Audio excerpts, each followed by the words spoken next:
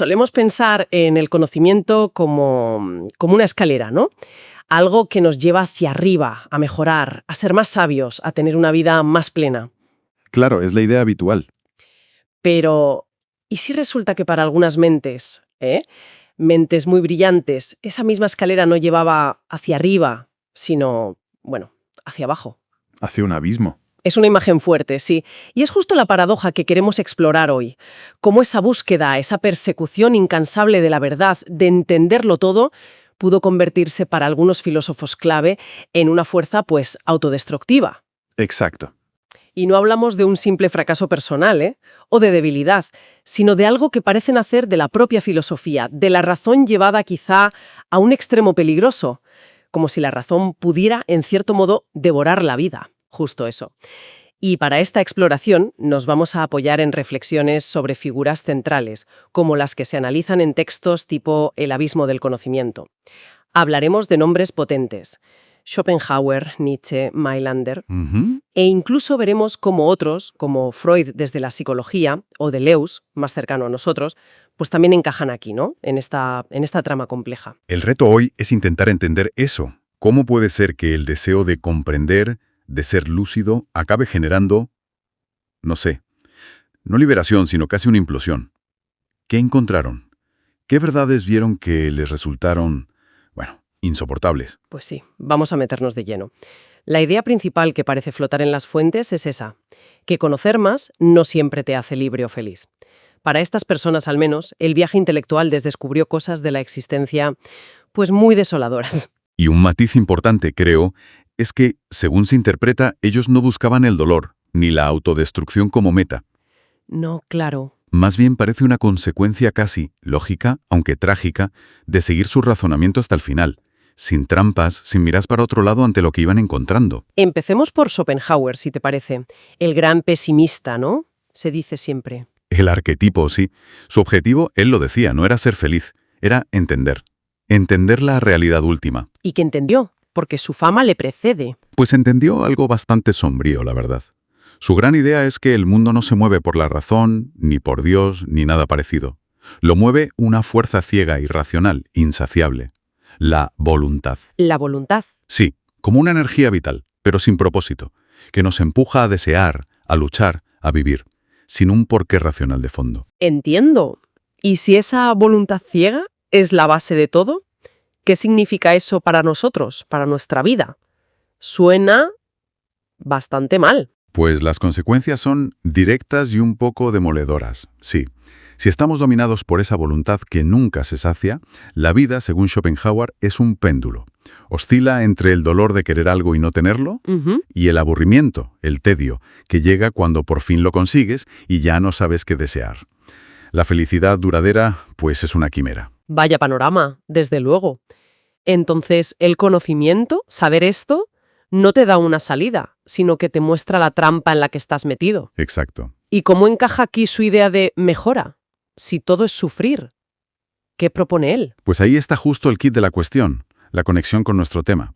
Para Schopenhauer, mejorar no es buscar la felicidad aquí, en este mundo de la voluntad, porque eso es imposible. Vale. La verdadera lucidez, el conocimiento más profundo, te lleva a ver esta verdad. Y la única salida coherente es intentar negar esa voluntad de vivir, apagarla. Negarla.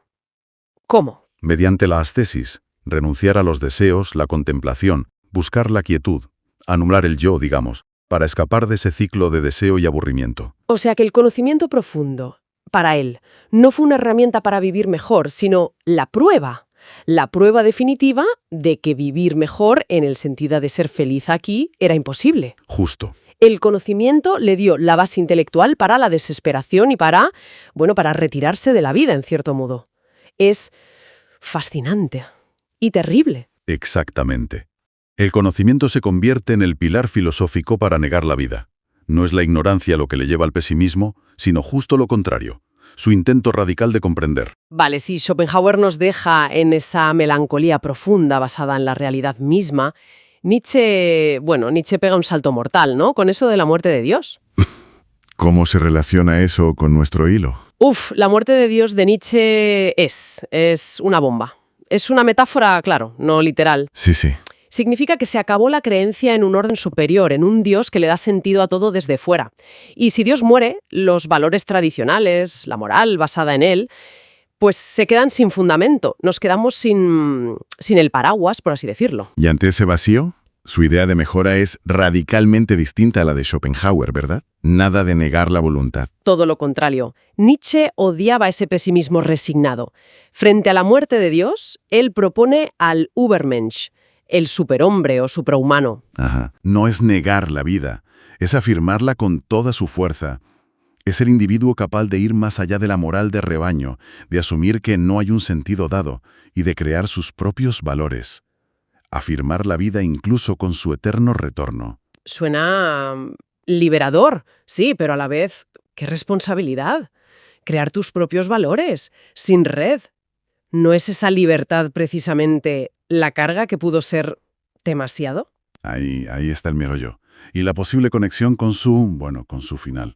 Esa libertad total, sin un sentido ya hecho, pone sobre los hombros del individuo un peso existencial tremendo. Tienes que ser tú el creador de tu propio significado, en un universo que, en el fondo, es indiferente.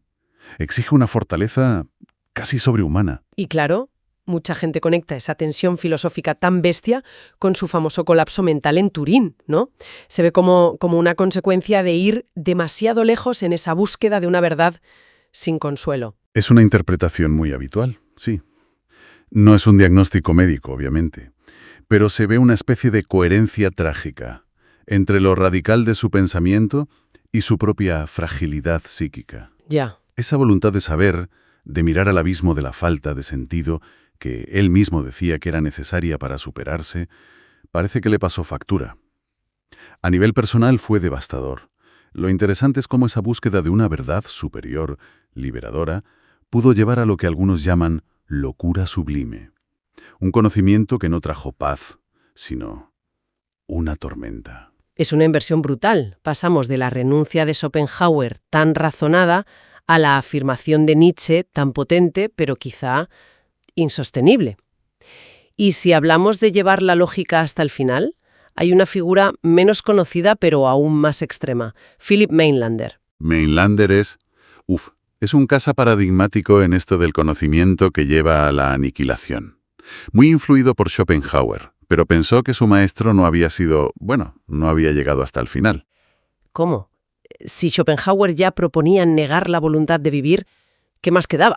Mainlander lo llevó al plano cósmico, metafísico. Su idea es tremenda. Pensaba que Dios existió, pero que para dejar de ser, porque ser era sufrir, se fragmentó. Se hizo añicos en el universo que conocemos. O sea que la historia del universo es, en realidad, el proceso de Dios desintegrándose para volver a la nada.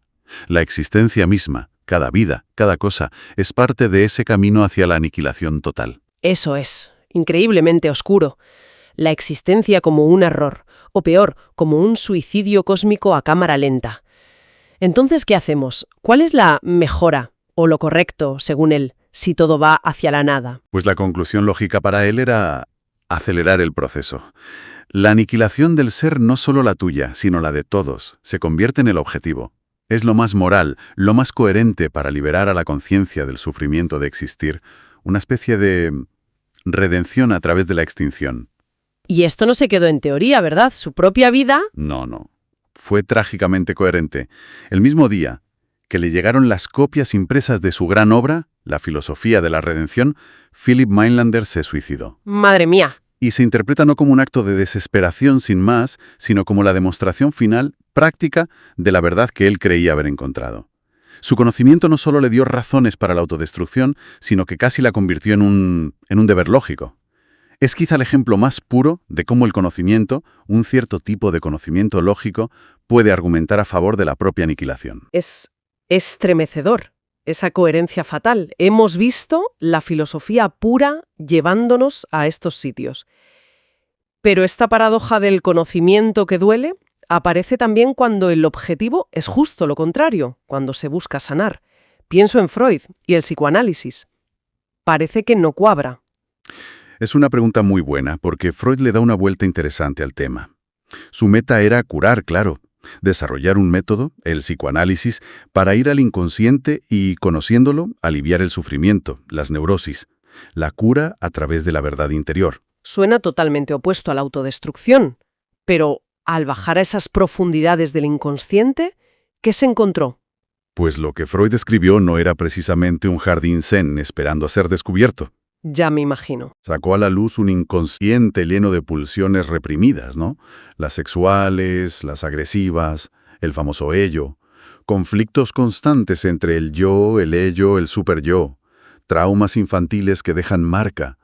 Vamos, que la mente humana, según el psicoanálisis, es un campo de batalla, mucho más oscuro y complejo de lo que se pensaba. Entiendo. Entonces, la paradoja sería que el propio proceso de conocerte, que está pensado para sanar, puede ser doloroso o incluso perjudicial. ¿Mirar de frente esas verdades? Exacto.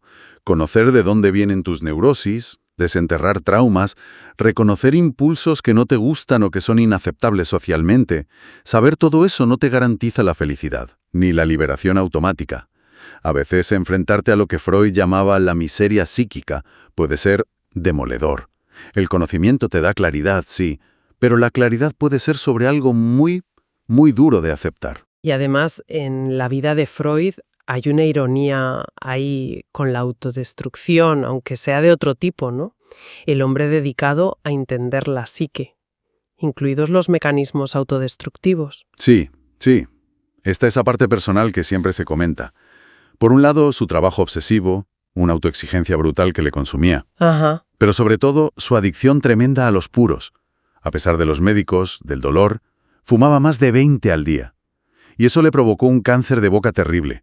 33 operaciones en sus últimos años. Es una imagen impactante. Es como si esa búsqueda brutal de conocimiento y curación en lo mental hubiera ido de la mano de un descuido casi total de su propio cuerpo.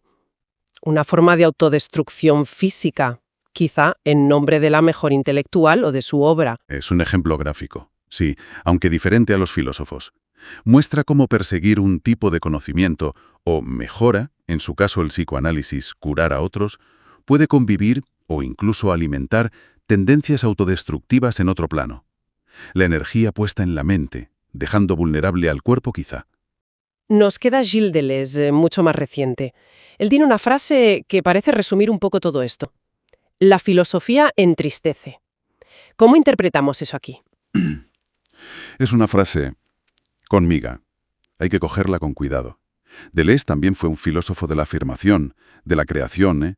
No creo que quisiera decir que filosofar sea deprimente sin más. No, claro. Suena más bien a una advertencia, lúcida, sobre un peligro que está ahí, en la propia filosofía. ¿Qué peligro? El de encontrar verdades incómodas, como hemos visto. Podría ser eso, en parte, pero quizá Deleuze apuntaba también a otra cosa, el riesgo de que el pensamiento crítico, eso de desmontar ilusiones, analizar, conceptualizar, se convierta en algo puramente negativo. Ajá. Una crítica tan bestia que acabe volviéndose contra la vida misma, contra la alegría, la espontaneidad. Como si analizarlo todo demasiado pudiera paralizar, entristecer la propia experiencia de vivir. Una especie de muerte por 1000 cortes de análisis. Y aunque las circunstancias de su muerte son complejas, claro, se arrojó por una ventana, tenía problemas respiratorios graves, se lee a veces su final como un eco de esa advertencia. Es inevitable que resuene, sí. Sirve como un recordatorio un poco sombrío, de que incluso las filosofías que intentan afirmar la vida, crear posibilidades, y la de Deleuze lo intentó mucho, pues no son un escudo infalible. No te protegen siempre del peso del conocimiento o simplemente del sufrimiento. Entonces, intentando atar todos estos cabos, ¿cómo resumimos esta paradoja? Tenemos a estos pensadores buscando la verdad, entender, no buscaban el dolor ni destruirse. Lo que parece que les une es que, en esa búsqueda honesta, sin trampas, se toparon con verdades.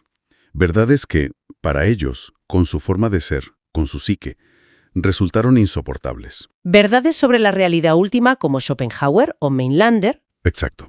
O sobre la falta de sentido y la carga de ser libre, como Nietzsche. o sobre la oscuridad dentro de nosotros mismos como Freud. Y ahí se da la vuelta a la tortilla, esa inversión fatal que decíamos al principio. La herramienta que buscaban para mejorar, llámalo entender, superar, curar, se convierte, irónicamente, en la causa de su propio sufrimiento o incluso de su destrucción. La lectura que hemos estado viendo sugiere que el problema no es tanto un querer que no se cumple, el deseo normal que analizó Schopenhauer, sino un saber que se vuelve insoportable. Un saber que duele. Sí, un conocimiento que quita velos, que quita ilusiones que quizá son necesarias para vivir con cierta ligereza, ¿no? Con esperanza. Es la lucidez, llevada a cierto punto, la que quema. Resumiendo entonces esta inmersión, que ha sido intensa, hay que decirlo, hemos visto cómo el conocimiento, que siempre asociamos con subir, con progresar, en estos casos parece que funcionó al revés, como una fuerza que tiró de estas mentes brillantes hacia un pozo personal. Y creo que es importante no juzgarlos como fracasados o débiles, sin más.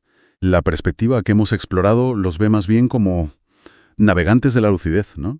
Exploradores valientes que se metieron quizá demasiado adentro, en territorios mentales muy peligrosos, y pagaron un precio altísimo. Nos dejan, eso sí, una advertencia, muy potente, casi una cicatriz en la historia del pensamiento.